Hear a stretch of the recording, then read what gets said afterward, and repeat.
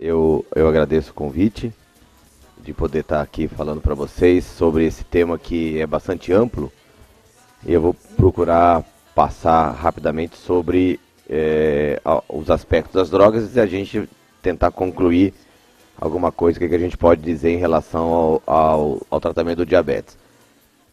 O diabetes vem tomando uma proporção muito grande de formação e de entendimento da doença, e esse maior entendimento da doença facilitou com que a gente tivesse novos medicamentos para tratar a diabetes. Sem conhecer o inimigo, você não consegue as armas contra ele. E aí se começou a entender melhor da onde que apareceriam os defeitos relacionados ao diabetes, e chegou-se à conclusão, depois de muitas indas e vindas, se o problema era a falta de insulina, se o problema era a resistência insulínica, e depois se concluiu que seria os dois, e depois que se concluiu que o problema era resistência insulínica e deficiência de célula beta, se entendeu também que existia deficiência incretínica, como a gente pode ver, e também alteração do neurotransmissor, e também uma ação do papel do rim no controle do diabetes. Então, dessa maneira, a gente consegue, hoje, cobrir quase todos os defeitos relacionados ao diabetes com os novos medicamentos. Infelizmente, são medicamentos ainda que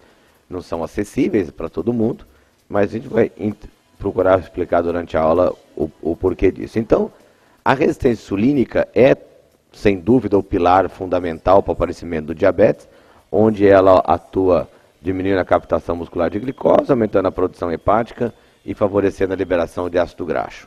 Dessa maneira, existem dois fenômenos, a glico e a lipotoxicidade, por conta de uma menor captação e maior produção de glicose, a glicemia sobe, e por conta da liberação de ácido graxo, o triglicérides sobe e, consequentemente, ele gera esses dois benefícios, esses dois defeitos de glico e lipo.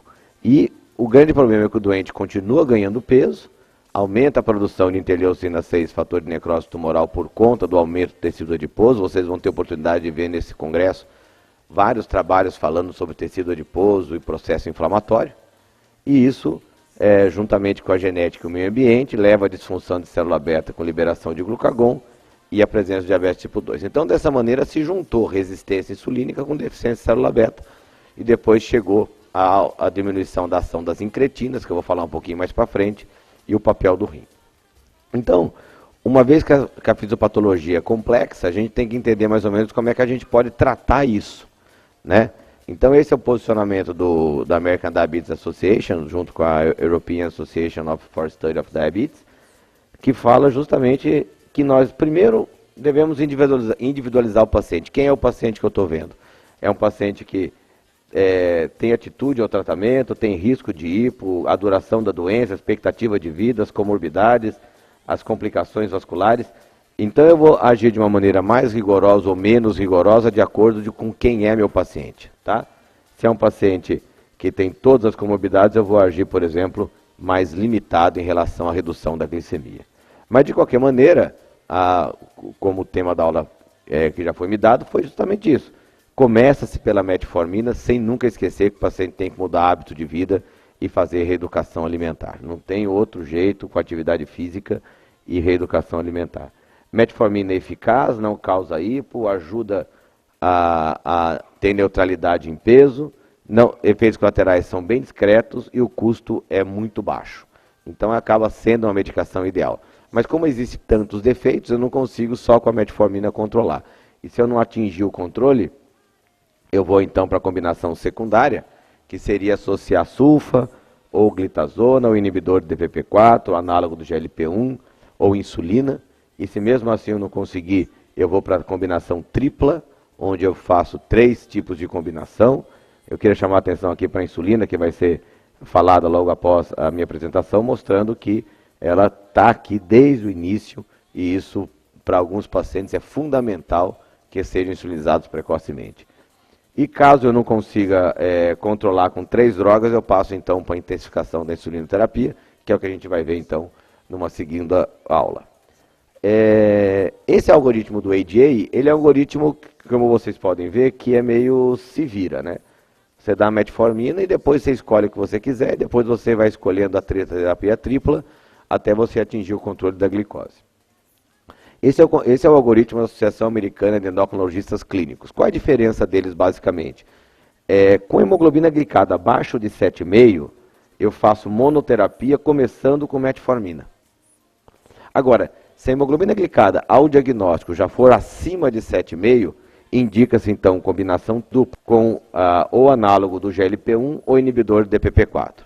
E caso o paciente tenha hemoglobina glicada acima de 9, mas não tenha sintomas de poliúria, polidipsia, polifagia, vai para a terapia dupla. Se ele tiver sintomas, eu já insulinizo.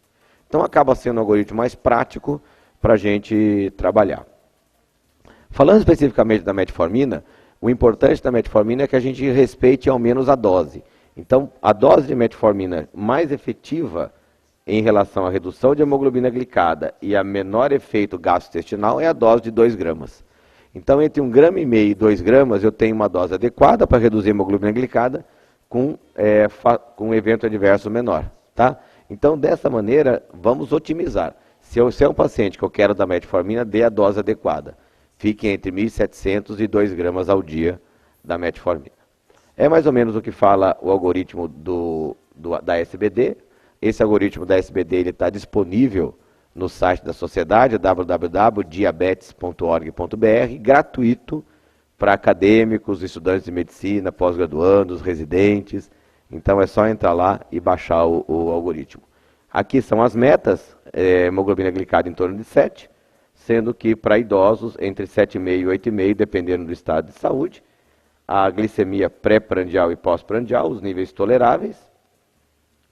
E aqui, mais ou menos, copiando o algoritmo do ACE, mas na verdade o ACE copiou da SBD, porque esse algoritmo nosso é de 2011, né, ele só foi atualizado aqui, mostrando que a gente deve insulinizar com hemoglobina glicada de 9 e entre 7,5 e 8 já partir para a terapia dupla. Tá? E aí acrescentar ou sulfa, ou glinida, ou PI, ou inibidor do DPP-4, ou análogo de GLP-1, ou inibidor do SGLT2, depende do paciente, e a gente vai entender depois cada droga para poder justamente fazer esse raciocínio clínico, né? E adicionar o terceiro, caso você não tenha atingido a hemoglobina glicada acima de 7, sempre que possível, utilizar métodos de informatizados da avaliação da glicemia, como por exemplo ponta de dedo, para a gente saber exatamente se o paciente está fazendo um pré-prandial alto, se ele está fazendo um pós-prandial alto, e isso vai determinar, vai balizar a nossa ideia, nosso tratamento. Mas não existe paciente com diabetes que não tenha deficiência de célula beta. Então a deficiência de célula beta ela é inerente ao diabetes tipo 2, tanto em pacientes obesos quanto em pacientes magros. Obesos ou magros que têm glicemia de jejum alta, se você olhar o volume de célula beta, os dois têm célula beta reduzida. Acontece que a gente não sabe muito bem quem é essa célula beta. E a célula beta, ela vem passando por um processo de estudo muito interessante, da gente entender o que a célula beta realmente é.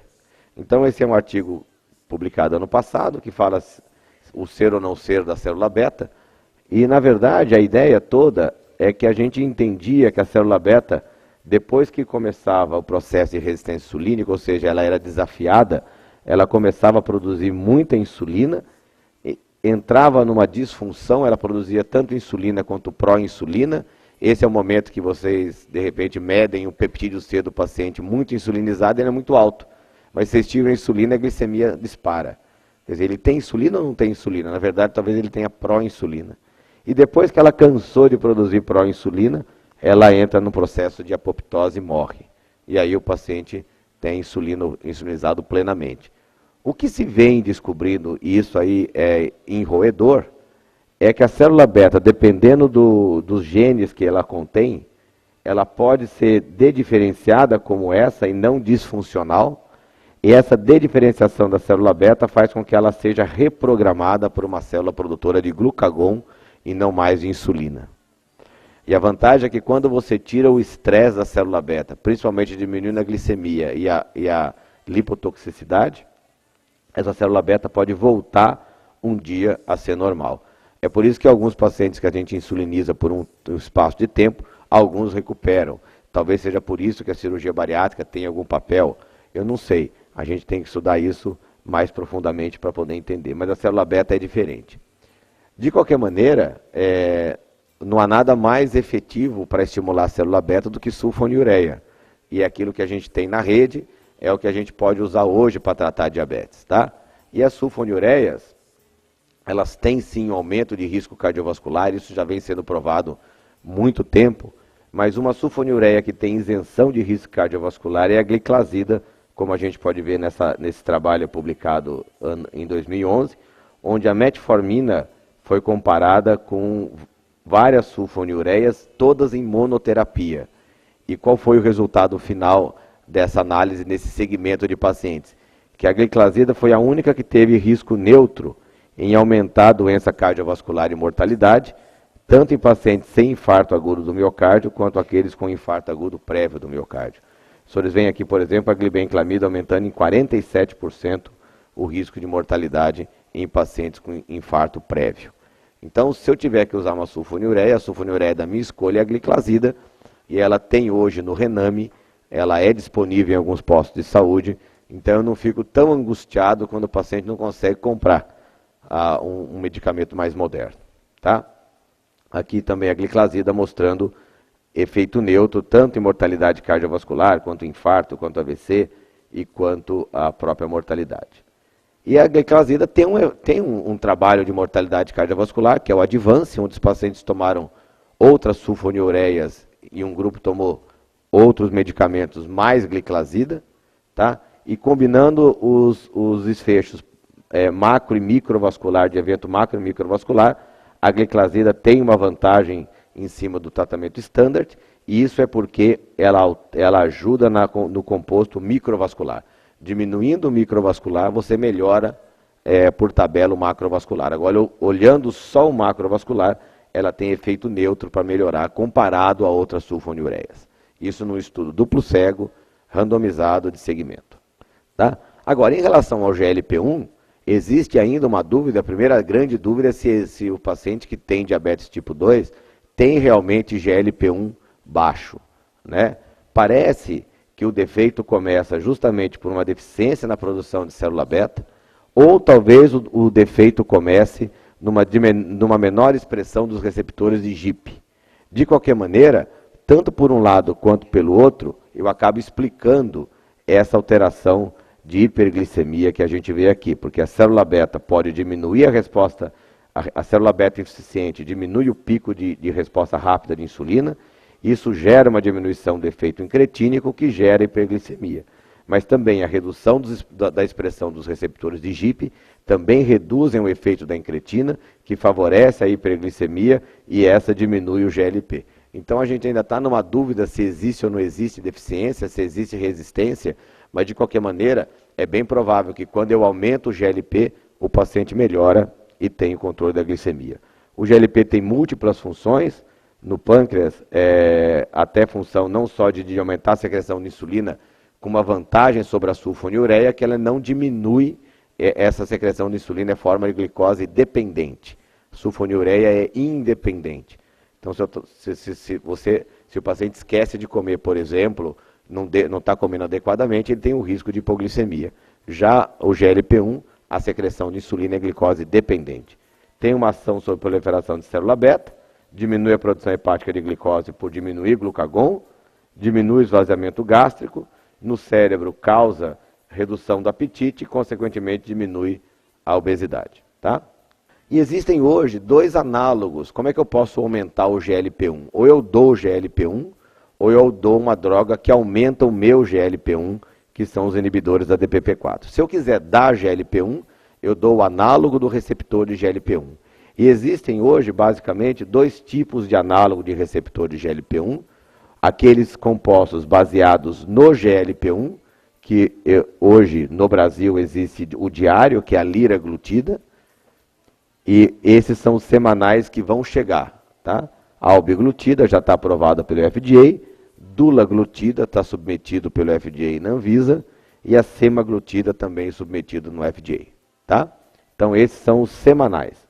E aqueles compostos na hexendina 4, uma substância parecida com o GLP-1 humano, tá?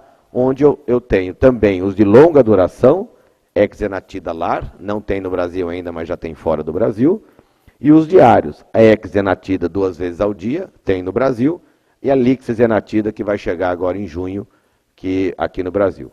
Existem trabalhos de hexenatida mensal, tá? E até de administração contínua num PET, num aparelho subcutâneo que vai liberar anualmente GLP-1. Mas elas são diferentes. Então, os análogos do GLP de ação longa, de ação duradoura, eles não têm ação sobre a glicemia pós-prandial, são potentes para diminuir apetite, causam náusea via central, aumentam muito a insulina e diminuem o glucagon. Dessa maneira, diminuem a glicemia de jejum. Os de curta duração, aqueles que ligam e desligam do receptor mais frequentemente, eles têm uma ação menor em apetite, mas têm uma ação muito grande na diminuição do esvaziamento gástrico. Com isso, melhora mais a glicemia pós-prandial. E, consequentemente, tem uma ação menor na secreção de insulina. Tá? Então, qual o GLP que eu vou usar vai depender do paciente. Essa individualização é que é importante. Por isso que no algoritmo da SBD fala-se usar métodos de informação informatizados para descobrir a glicemia do paciente. A hemoglobina glicada te dá uma informação, mas eu quero saber, é de pré-prandial ou é de pós-prandial. Tá?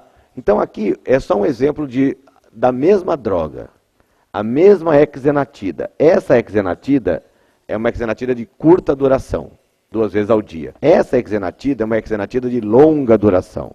Essa é dada 1 vez à semana. Tá? Ambas diminuem o jejum.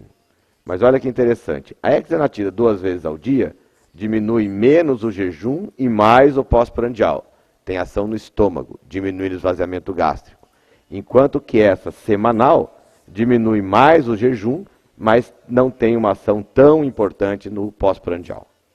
Obviamente que as duas fazem um pouco de cada coisa, tá? Mas, por exemplo, numa eventual combinação com insulina basal, onde a insulina basal diminui o jejum, e eu vou ter um problema no pós-prandial, talvez eu tenha que escolher uma droga que haja mais no pós-prandial, tá? Onde eu não vou usar insulina, eu tenho que, de repente, usar uma medicação que haja mais na glicemia de jejum, que é onde eu tenho potência para reduzir as outras glicemias. Então, esse aqui é o hexenatida, já é uma droga do Brasil desde 2006, reduz a hemoglobina glicada por volta de 0,8, e é derivado desse lagarto aqui, que é o Gila Monster, que a gente já falou bastante sobre ele, tá? Esse são os estudos do liraglutida, mostrando redução da hemoglobina glicada. Ela é uma redução de em torno de 1,6 a 1,5. É uma redução potente de hemoglobina glicada porque age muito no jejum. Quanto mais uma medicação age no jejum, maior é a redução da hemoglobina glicada num paciente que não está tomando, que está em descompensação do diabetes, como esses pacientes que estão todos com hemoglobina glicada por volta de 8,5. Esse é o programa GetGo, da lixezenatida, mostrando uma redução de hemoglobina glicada aqui comparada a placebo, por volta de 1,08. Então vocês veem, hexenatida e lixe diminuindo 1,08, lira diminuindo 1,5, 1,6 de hemoglobina glicada, porque age no jejum e a outra age no pós-prandial. Dessa maneira, eu tenho que realmente escolher melhor a minha medicação para poder ver o paciente. Então, hexenatida, curta ação prandial, 2 vezes ao dia, reduz muito a glicemia pós-prandial e pouca a glicemia de jejum. Liraglutida, longa ação, pouco efeito pós-prandial, 1 vez ao dia, redução discreta do pós-prandial e uma redução importante do jejum. Lixezenatida, curta ação boa no prandial, é 1 vez ao dia diferente da hexenatida, redução grande na hemoglobina da glicemia pós-prandial e pouca redução no jejum, tá? Então, mais ou menos isso, os de curta e os de longa duração, onde vai justamente existir sobre isso. E qual é a importância disso? Imagine um paciente com gastroparesia diabética. De jeito nenhum esse paciente pode usar, por exemplo, um análogo de curta duração, porque ele vai ter piora dos sintomas. Então, cada vez mais, diabetes é clínica médica. Não tem jeito. Eu tenho que ouvir o doente, ver história pregressa, história familiar, tudo aquilo que a gente aprendeu na faculdade, tem que voltar a aplicar quando a gente faz diabetes. Esses são os inibidores da DPP-4. Aqui no Brasil, sitagliptina, vildagliptina, saxagliptina, linagliptina, tá? Todos com ação adequada e de redução de hemoglobina glicada, com afinidade pela DPP-4. A única diferença, a sitagliptina 100 mg uma vez ao dia, a saxa 5 mg uma vez ao dia e a lina 5 mg uma vez ao dia. A única 2 vezes ao dia é a vildagliptina, que é 50 mg 2 vezes ao dia. Em matéria de eficácia para reduzir DPP-4 são super adequadas e não tem diferença na redução da hemoglobina glicada. A diferença está na prescrição nos pacientes com insuficiência renal. Os pacientes com insuficiência renal ou insuficiência hepática, a linagliptina não precisa de correção de dose para qualquer clearance.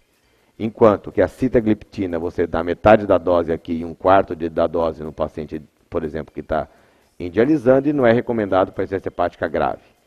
A vildagliptina, metade da dose até a diálise e não recomendada para insuficiência hepática até leve ou moderada.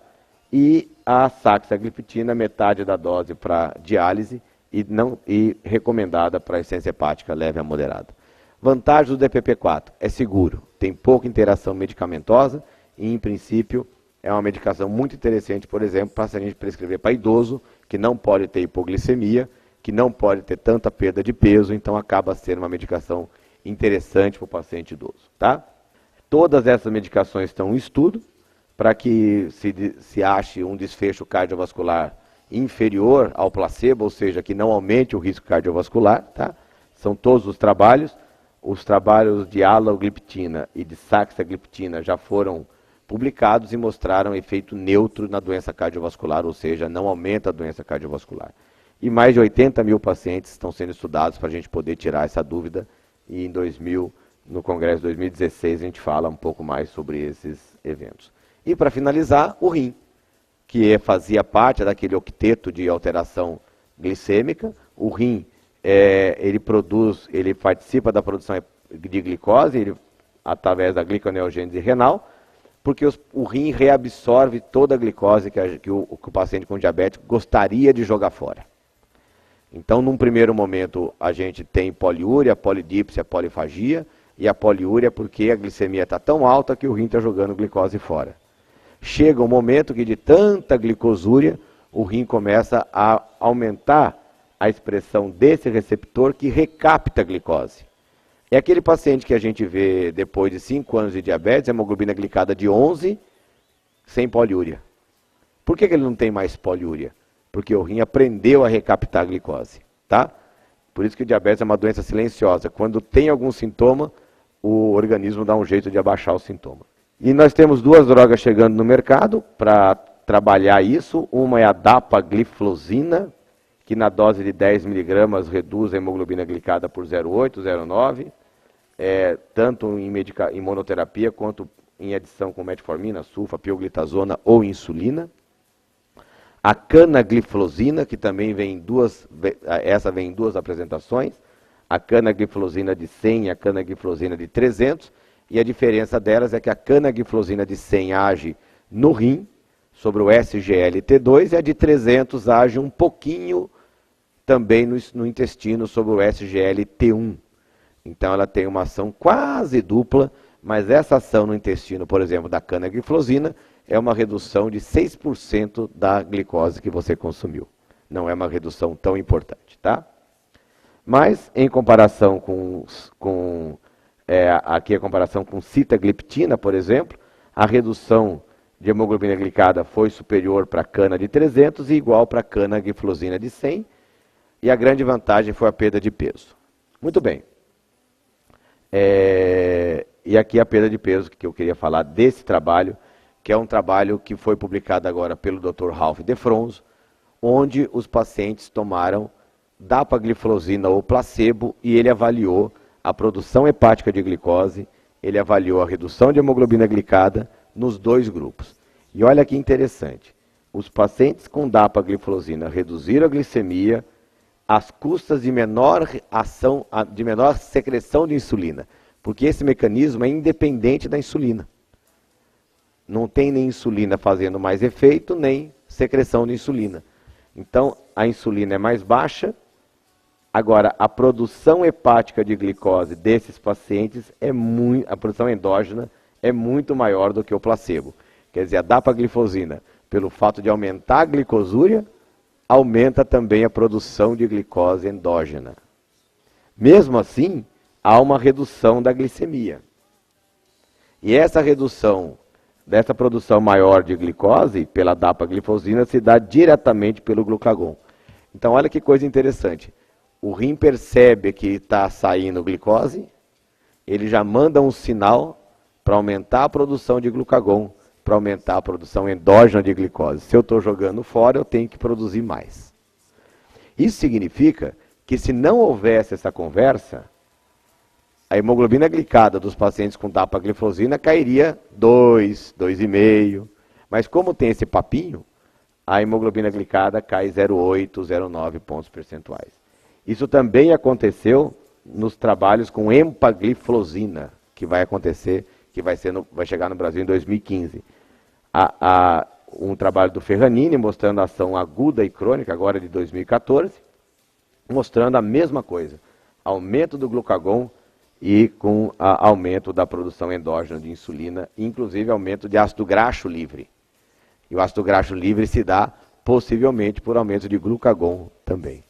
Então, se aumenta glucagon e mesmo assim faz efeito, imagina se a gente combinar dapagliflozina, canagliflozina ou empagliflozina com inibidor de DPP-4 que bloqueia glucagon.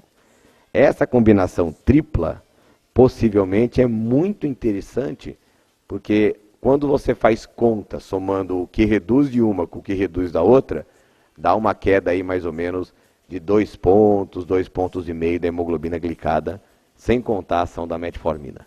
Então talvez seja uma ideia interessante para a gente usar no futuro. Então, há 15 anos atrás, a gente tinha sulfonilureia, metformina e 2 tipos de insulina NR, ou seja, era um esquema terapêutico para todo mundo. Tá? Não tinha jeito, era o que tinha, como dizem, era o que tem para hoje. Hoje, o tratamento do diabetes é individualizado. Ou seja, quem é o paciente? Faz glicemia pós-prandial ou não faz? Está obeso ou não? Eu preciso que ele perca peso ou não preciso que ele perca peso? Eu quero ser mais efetivo ou menos efetivo? Eu preciso de uma droga mais ou menos potente? É idoso ou não é? Tem comorbidade ou não? Doença cardiovascular ou não? Ou seja, eu preciso individualizar o tratamento. Então, como conclusão, individualizar o tratamento com as necessidades dos pacientes, iniciar a metformina e combinar rapidamente se a hemoglobina glicada for acima de 7. Escolher a medicação será guiada mais em função do perfil glicêmico geral e menos em função da hemoglobina glicada, que é uma média. Aqui na sala começou a ficar frio, lá fora eu sei que está mais quente, mas na média está todo mundo bem. Mas aqui a gente está passando frio, lá fora talvez alguém esteja passando um calorzinho. Evitar a todo custo hipoglicemia e sempre que possível evitar o ganho de peso.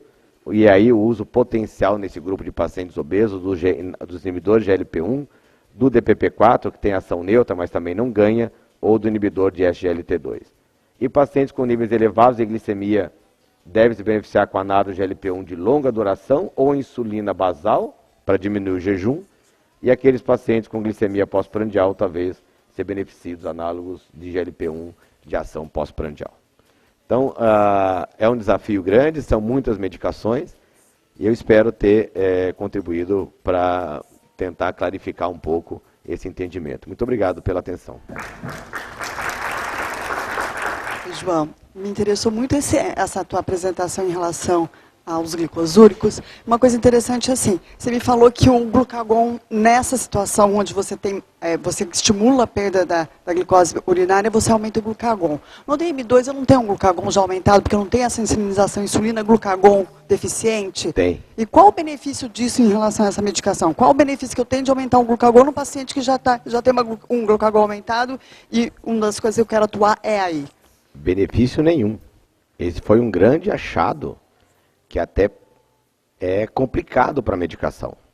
Porque você bem disse, o glucagon já está alto. Esses pacientes, os 2 grupos de pacientes, eram diabéticos, e ele viu a produção de glucagon depois da introdução, e viu que um ficou igual o glucagon, alto igual, e o outro ainda subiu mais.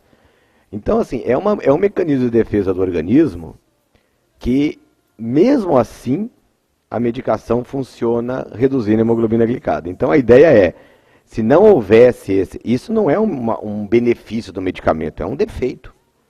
Se não houvesse essa conversa, esse remédio funcionaria muito mais.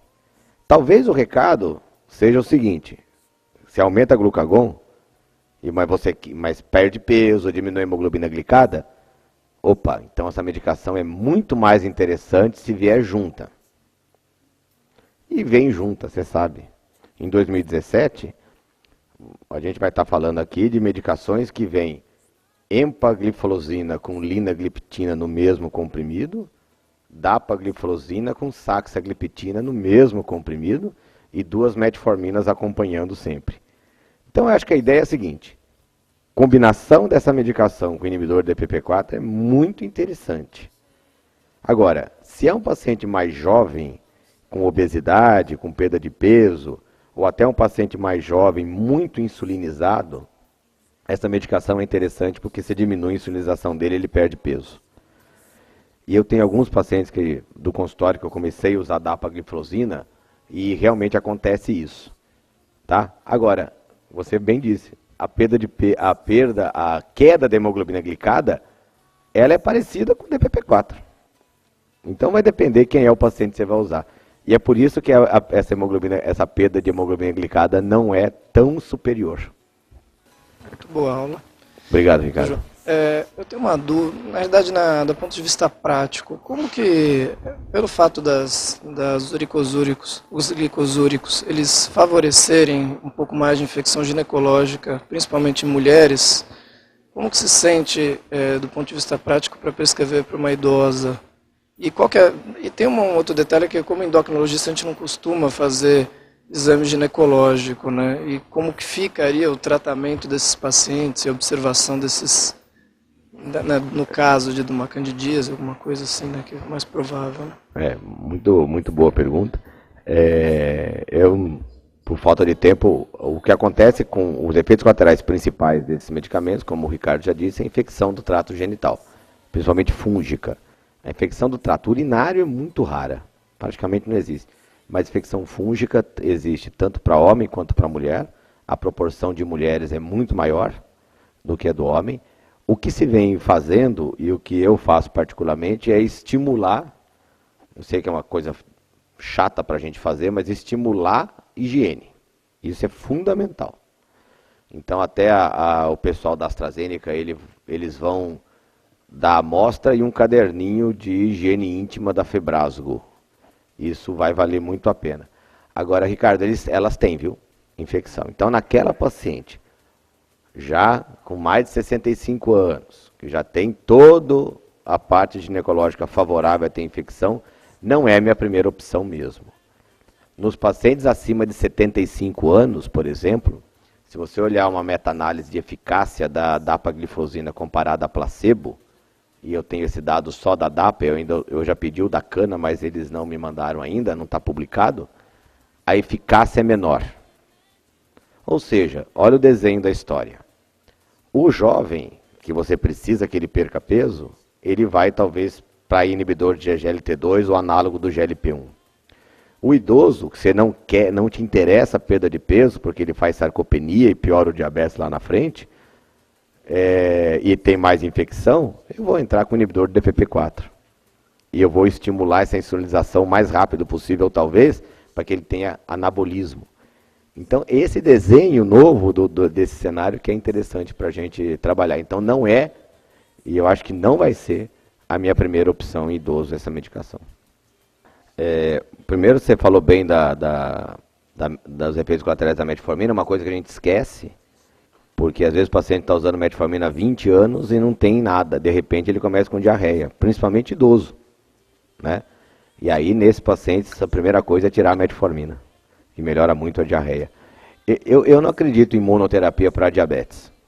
Eu acho que diabetes é uma doença que eu só vou controlar com 3 ou 4 medicações. Acho que 2 também eu não consigo. Então, mas naquele diabético leve que você está falando, que tem toda essa metformina, eu acho que uma combinação de inibidor de SGLT2 com inibidor de DPP4, muito interessante. Uma combinação de sulfonilureia, uma gliclazida 30 mg com inibidor de DPP4, muito interessante. E até com a pioglitazona, porque eu não tive tempo para falar da pioglitazona, mas a pioglitazona é uma medicação que tem seus efeitos colaterais, mas, por exemplo, no paciente com doença cardiovascular foi a mais efetiva na redução. Então, tira a metformina, mas põe uma outra no lugar. Então, eu acho que vem somar aí para a gente aumentar nosso arsenal. Tá bom. Professor João, a gente Obrigado, agradece Cândida. bastante a sua aula. Obrigado.